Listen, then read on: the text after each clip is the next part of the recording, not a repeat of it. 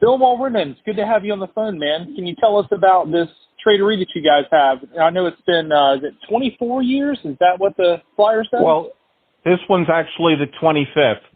We started, been on hiatus for 2 years because of COVID, but started this as a Trade-O-Ree for Kintecoying Lodge before the 5 New York City lodges merged for 17 years, and then this will be the 8th one and the 25th overall that Kintecoying's acted as the host.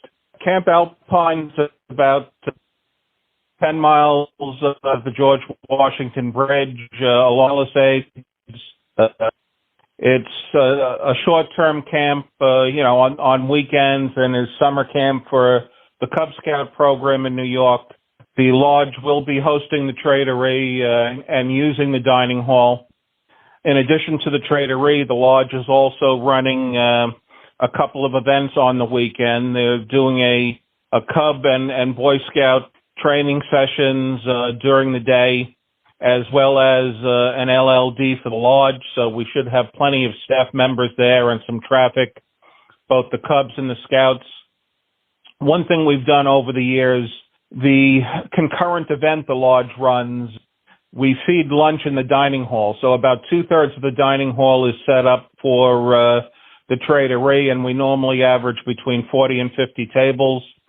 And the remaining third is where we serve lunch. So we get a whole crowd in there, during the course of the day. And, of course, anyone in camp is also available to attend the Trade-O-Ree. Well, I know having walked through traffic with scouts and other leaders is always a plus for a Trade-O-Ree. What kind of traffic do you get? Do you have folks mostly from the Northeast, I guess, coming to that show? Yes, primarily from the Northeast, the New York metro area, New York City, Long Island, Connecticut, New Jersey, which is where the camp is physically located. And, some folk from Pennsylvania. Occasionally, we'll get someone wandering, from a little bit further. But our table holders are basically from the greater New York metropolitan area primarily. The 10 Mile River Scout Museum will also have a couple of tables there, be selling some of their wares, some items that are excess to the museum's purpose or duplicates to help fund the museum's ongoing operations as well. And Bill, this being a Saturday-only show, how does it kind of work then for check-in and that sort of stuff when the hours are?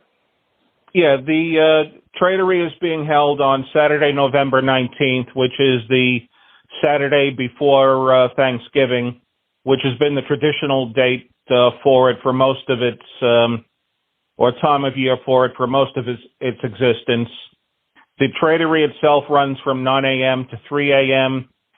Dealer setup starts about 8 o'clock, 8 a.m., and we usually have a live auction starting about 1 o'clock with materials that have been donated to the lodge. And all proceeds from the auction, help support the lodge events to, reduce the costs, and in other years have been used, to help with capital campaigns the council has had or other programs. But this year it's more to fund lodge operations. Well, Bill, thank you so much. I'll make sure to include a link to the flyer in the show notes so everyone can click on that and find out more about the show. And should be a good show. It's been successful over the years, and hope it's that again.